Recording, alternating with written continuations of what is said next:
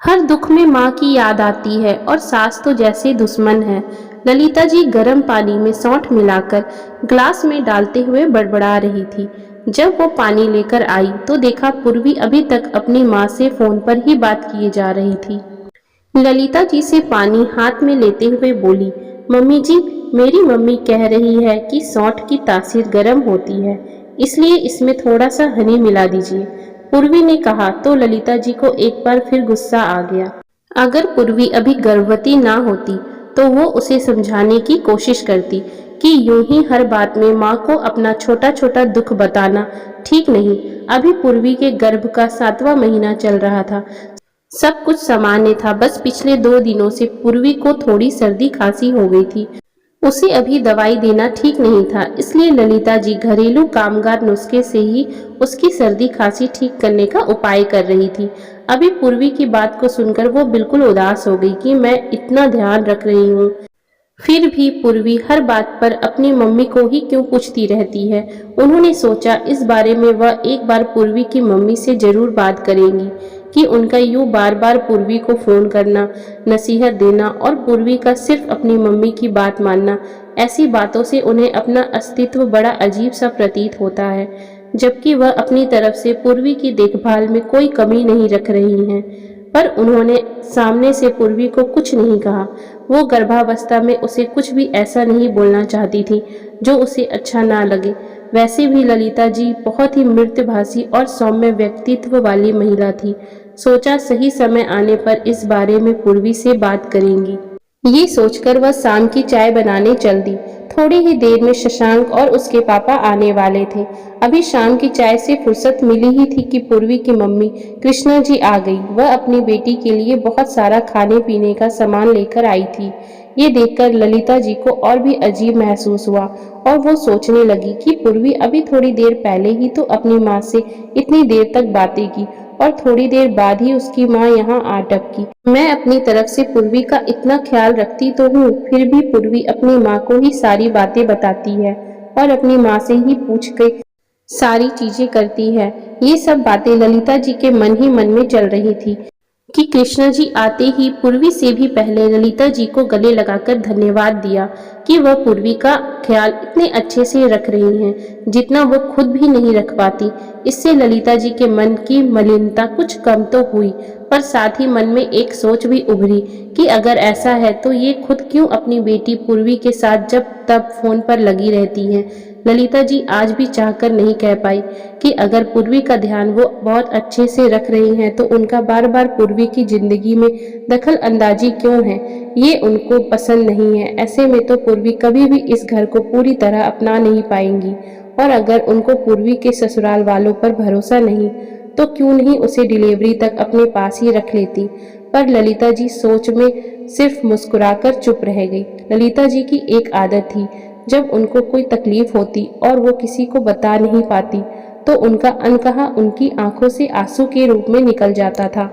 आज भी यही हुआ। दोनों माँ बेटी जब आपस में बात करते हुए उनकी उपस्थिति को भी भूल गई तो ललिता जी की आंखों में आंसू आ गए, जिन्हें छुपाने के लिए वो रसोई घर की तरफ मुड़ गई। उनके पति कमलेश जी रसोई में पानी लेने आए ही थे कि अपनी पत्नी की आंखों में आंसू देखकर चौंक पड़े। पूछा तो अपने आंसू पोंछकर वो चुपके से अपने पति के कान में फुसफुसाकर बोली, ये जो पूर्वी अपनी हर समस्या हर दुख में अपनी माँ को याद करने लगती है, इससे उन्हें भी पूर्वी को समझने में बड़ी प्रॉब्लम हो रही है। क्या हम इसका अच्छे से ख्याल नहीं रख रहे, जो बात बात पर कभी इसकी मम्मी का फोन आ जाता है या कभी खुद आ टपकती है। कमलेश जी मुस्कुराते हुए बोले, माँ है वो, माँ और सास में कुछ तो अंतर होता है, तुम भी समझा करो। यूं अगर कृष्णा जी ने तुम्हें रोते हुए देख लिया तो क्या सोचेंगी वो। इस बारे में हम बाद में बात करेंगे, अभी बस रोना वोना छोड़कर उनके साथ बैठो, वरना समधन को बुरा लगेगा। कमलेश जी का कहना सही था, अतः वो खुद को सामान्य बनाते हुए चाय बनाने लगी। चाय के उबलते पानी के साथ उनके मन में कई विचार एक साथ उद्वेलित हो रहे थे। वो याद करने लगी वो कितनी खुश थी जब उनके लाडले बेटे शशांक की शादी थी। पूर्वी कैसी गुड़िया जैसी लग रही थी। 2 साल पहले जब लखनऊ के कॉलेज प्रोफेसर द्विवेदी जी की बेटी का रिश्ता जब उनके बेटे शशांक के लिए आया तो उन्हें कुछ नज़दीकी रिश्तेदारों ने समझाया था कि एक ही शहर में मायका ससुराल दोनों होने से अक्सर परेशानी हो जाती है, लड़कियां ससुराल को ठीक से अपना नहीं पाती। पर तब उसे पूर्वी बहुत भोली भाली मासूम सी लगी थी। इसके अलावा शशांक को भी पूर्वी बहुत पसंद आई थी।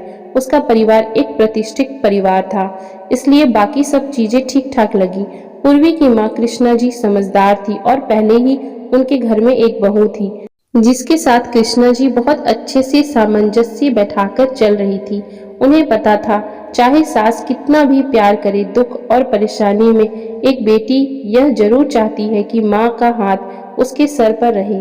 ललिता जी उम्र में और अनुभव दोनों में कृष्णा जी से छोटी थी, अतः कृष्णा जी ने अपने अनुभव से समझ लिया कि कुछ तो है जो ललिता जी के मन में चल रहा है। ललिता जी माँ बेटी को जानबूझकर प्राइवेसी देते हुए किचन में चली गई थी, जिससे माँ बेटी आपस में कुछ समय अकेले बिता ले।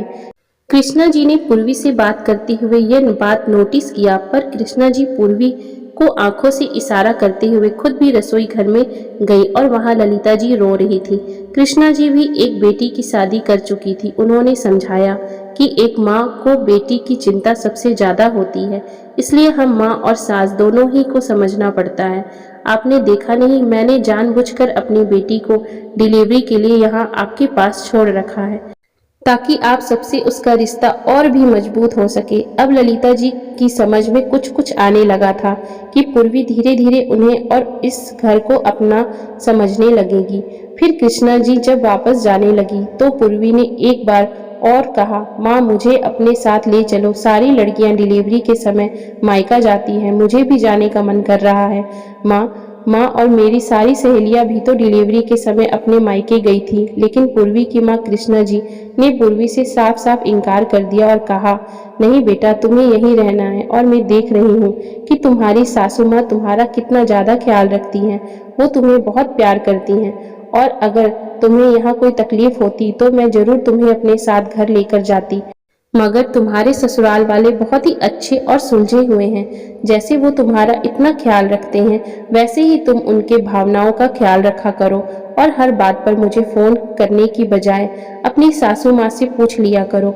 उन्हें भी जिंदगी का बहुत अनुभव है, वो तुम्हें अच्छे से सारी चीजें समझाएंगी।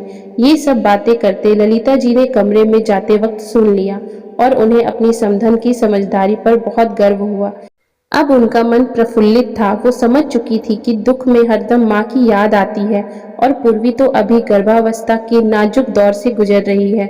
ऐसे में उसका बार बार अपनी माँ को याद करना बिल्कुल स्वाभाविक है। कृष्णा जी की सारी बातें सुनकर अब ललिता जी के मन का मैल अब धुल चुका था। उन्हें अब पूर्वी और कृष्णा जी से कोई शिकवा और शिकायत नहीं थी। उल्टा वो कृष्णा जी के दिल से शुक्रगुजार थी, जिन्होंने उन्हें कई काम की बात बताई थी।